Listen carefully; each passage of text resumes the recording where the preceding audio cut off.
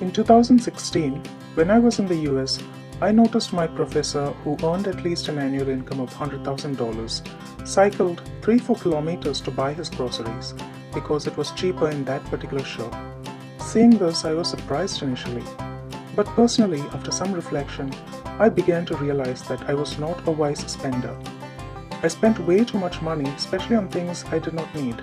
Things such as the latest mobile phone, laptop, clothes, home decors, and so on.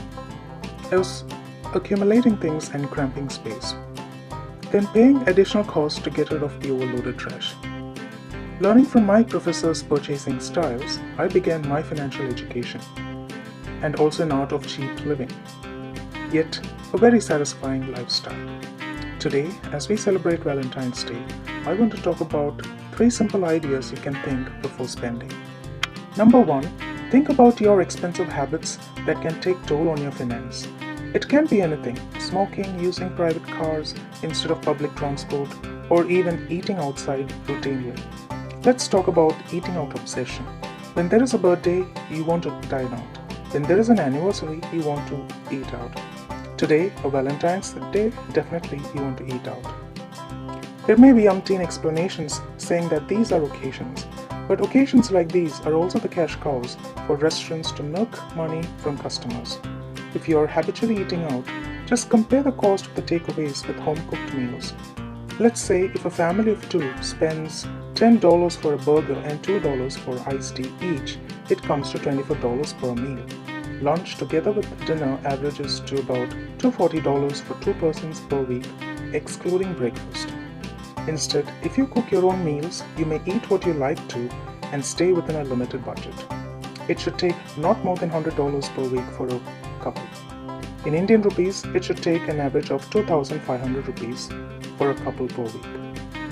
So not only eating your cooked meals helps you save money, but also save on doctor's fee. Even in a fine dine-in restaurant, you can never be certain about hygienic conditions of the cutleries and the other items used in cooking. You can also have concerns about the ingredients such as pre-made sauces, tastemakers, frozen ingredients, etc. that may contain high levels of sodium, trans fat, and other nutritional issues. So why waste your money on foods that you're not 100% certain and yet compromising your health? Just equip and empower yourselves with some cooking skills. Number 2, shopping less with a shopping list. Have you noticed that always something or the other is on sale in the shopping malls? Earlier, it used to be Christmas and New Year. Now it's throughout the year for some reason or the other. There is a summer sale, then a winter sale, and so on. Today, just like in the restaurants, there is a Valentine's Day sale in the shopping malls. When you have time, just remain a standing observer in the mall to see how people are crazy shopping. We as individuals are often custom designed to meet the market demands. I'm sure you don't want to be them, a custom designed and an unthinking customer merely driven by the market force. So buy only what you need to. Cultivate the habit of carrying a shopping list to buy only what you really need to. You can always come back later if you have missed out anything.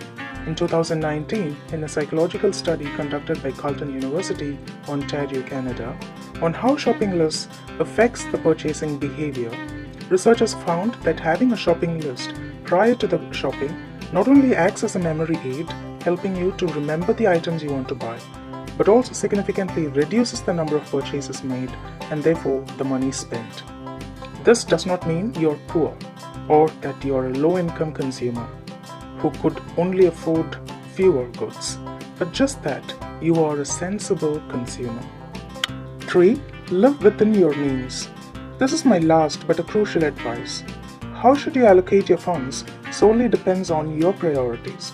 For some, these may be your mortgages, student loans, etc.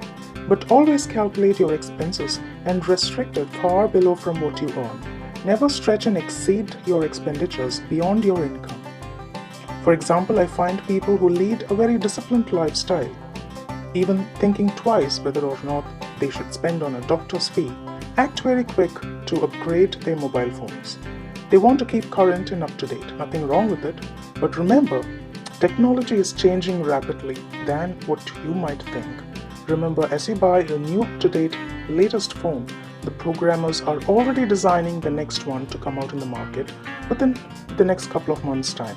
So don't rush to upgrade unless you really have to. Even borrowing on credit cards, calculate the pros and cons and use it wisely.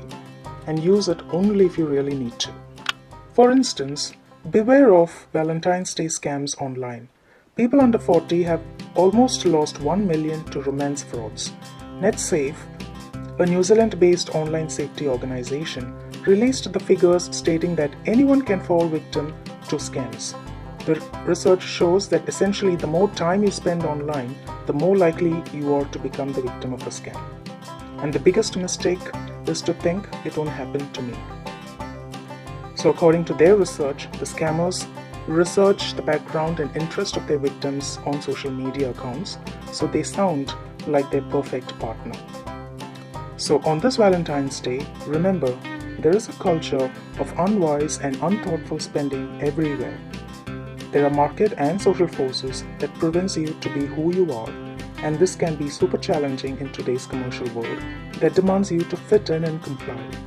People may ridicule your sense of wisdom when you choose to be apart, but stick to your wisdom and they will come to appreciate it someday. I hope you like this video.